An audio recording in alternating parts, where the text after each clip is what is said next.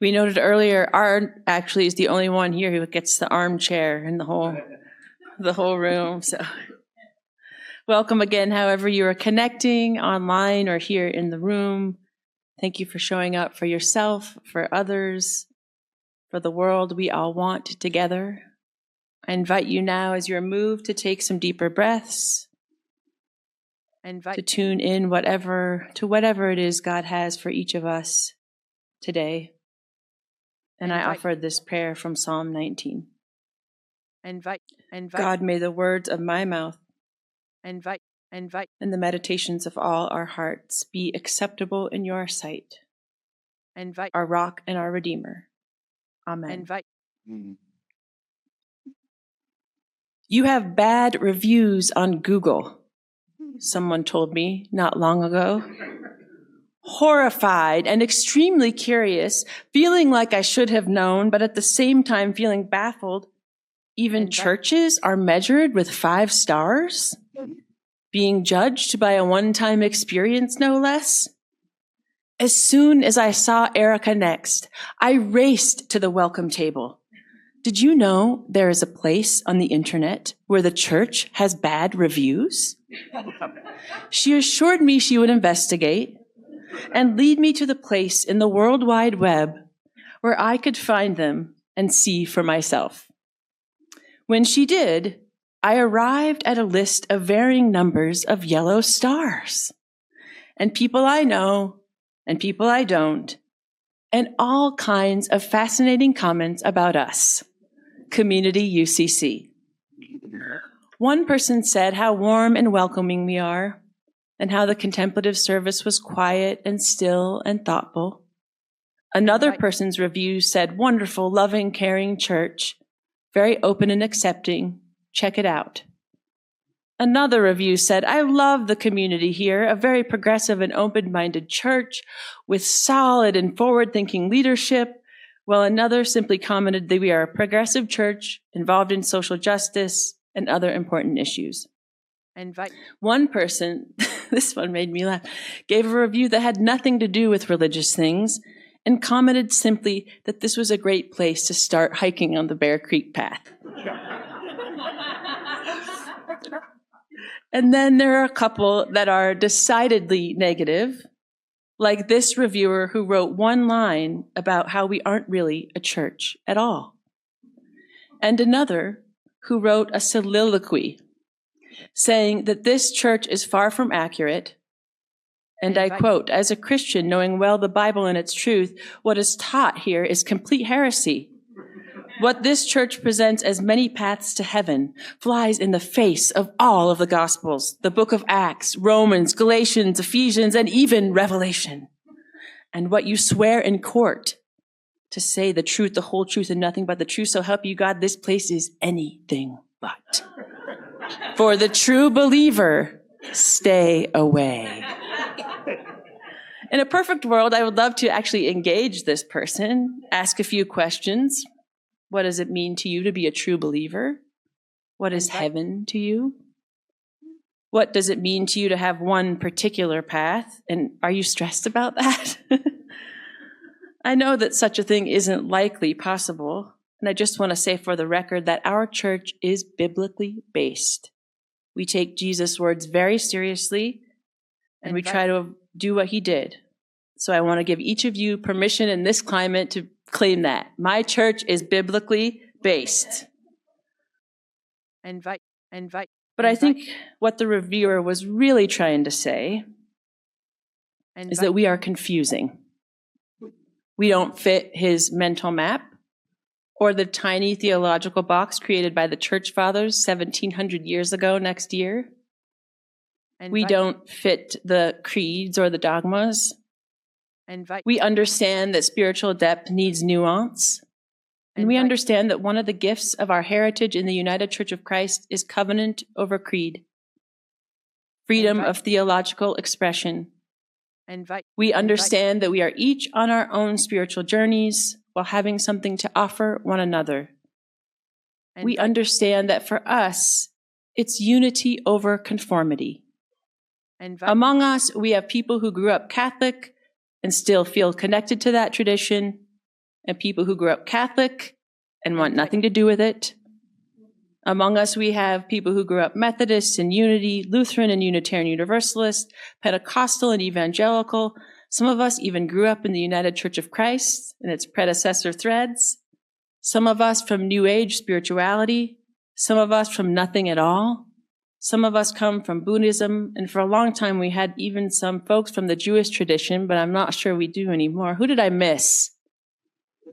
Episcopalian, American Baptist.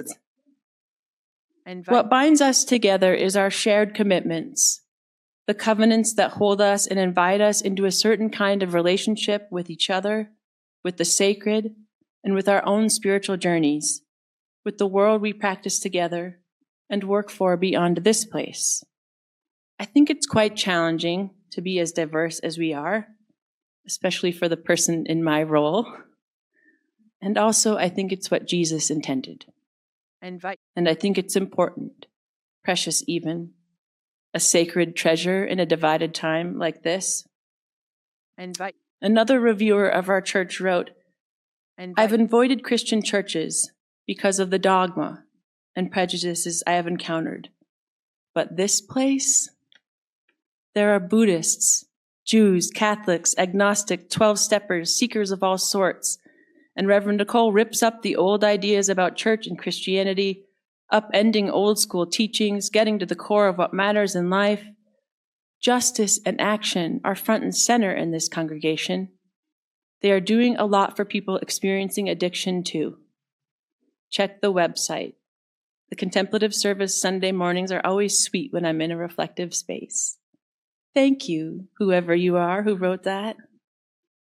What if what we are doing right here together, and what we do throughout the week, and what we have done as a community of faith for 60 years is just exactly what the world needs right now?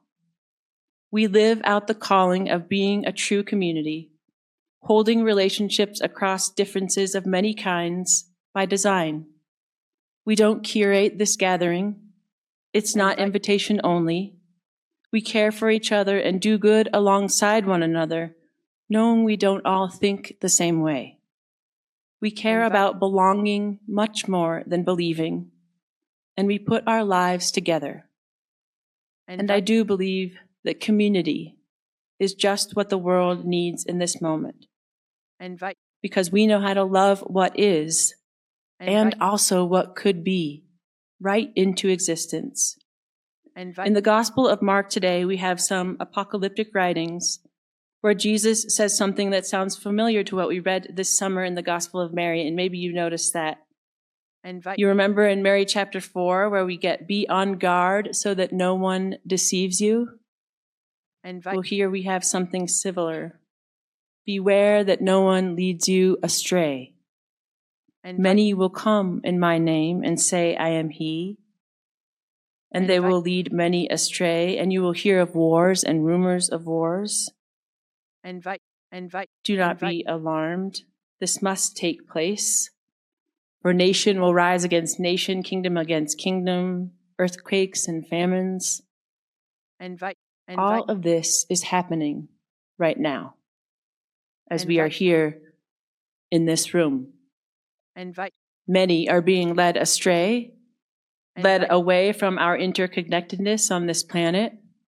There are wars and rumors of wars, nations rising against nations, earthquakes, hurricanes, floods, and famines. And yet what is also true in this prophecy is that perhaps what we are living right now is all of this, yes, and it's hard. It's terrifying and unsettling. But do you notice that last line? This is but the beginning of the birth pangs. All of this is hard. Yes, it's here. And also it means we are birthing something entirely new. New connections, new ideas about what is possible, new ways of cooperating with those we might not have before. It's that kind of moment. It will hurt. And for some of us, really bad, in fact. But here's what I've learned. The reason is because creating and building, birthing, takes much more than tearing down. Are you with me? So this is but the beginning of the birth pangs. In moments like this, we must prepare for what hasn't been before, and then to push. In 2016, in an interfaith watch night service in December, following that year's election, Sikh activist Valerie Carr asked the room, "What if this darkness is not the darkness of the tomb, but the darkness of the womb? What if in some spots that feel like the end, it's really not? What if then our call for this time is to be something like doulas? Doulas for what could be. What if our call is to keep showing up and tending to those who are in labor for the world that is not yet? Bringing food for one another, finding ways to inspire one another, sharing what we have, and taking turns, because supporting new life can be exhausting. And so then our call now is to push and to breathe. And I think as people of faith, as Community UCC, we know how to do this. This is exactly what we do already.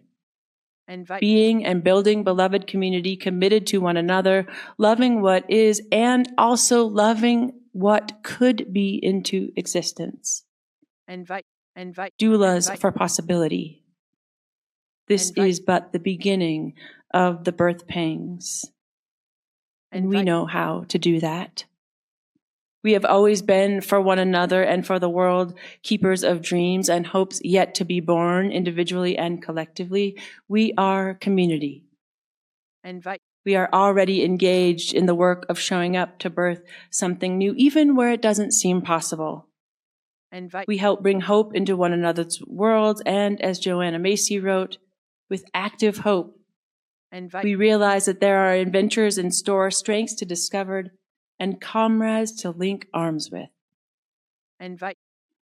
Beloved of God, we know what to do at the beginning of the birth pangs.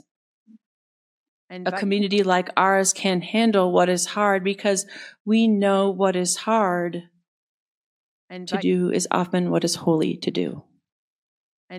As Erica and I reflected on the reviews, she so insightfully noted that CUCC is a unique niche, and that the reviews actually help describe us quite well, even the negative ones.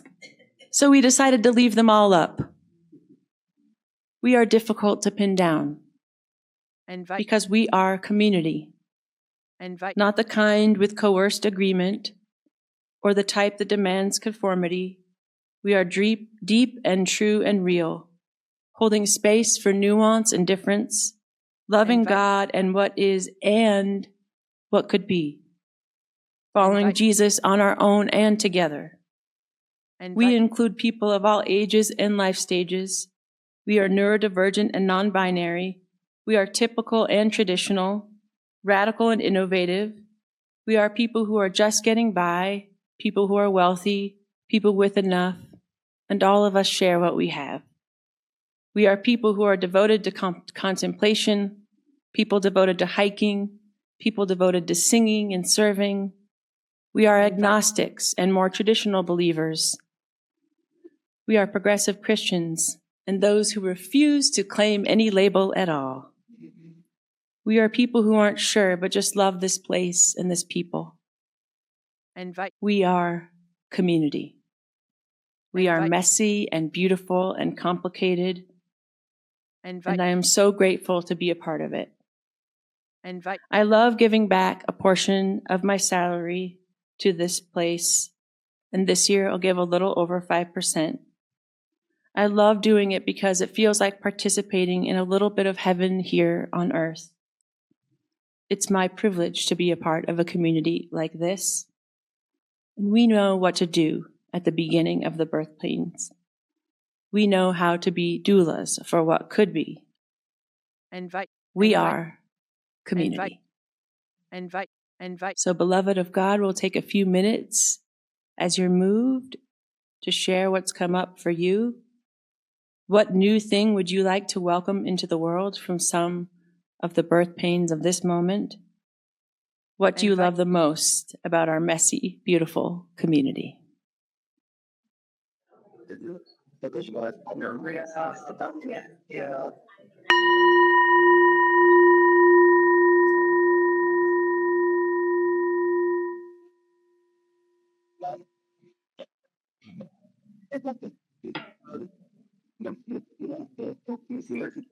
What a glorious, funky mix we are.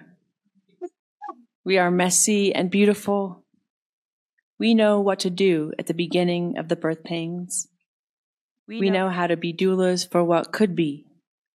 We can handle what is hard because we know that what is hard to do is often holy to do. We are community. May it be so. Amen. We know. Greetings to you wherever you are watching this. For those of you whom I have yet to meet in person, I'm Reverend Nicola Marsh, pastor here at Community UCC. And we see that people like you are watching our live stream each week. And because of this, we are excited to be embarking upon an experiment. And we need you. If you are engaging with us regularly, finding meaning in what we are about, we would like to extend a special invitation for you to be among the first CUCC digital disciples. For signing up for just $10 a month, you will receive a t-shirt with the new CUCC logo. And we are also exploring the idea of offering other content to those of you who are part of this new and growing area of digital ministry. Sign up to support us in this new way at cuccboulder.org/support by clicking on the yellow donate tab and noting you are a digital disciple in the instructions. Or as always, we welcome an old-fashioned check mailed to us at CUCC, P.O. Box 3646, Boulder, Colorado 80307. Thank you for being and building beloved community with us, and thank you for your gift, whatever it might be.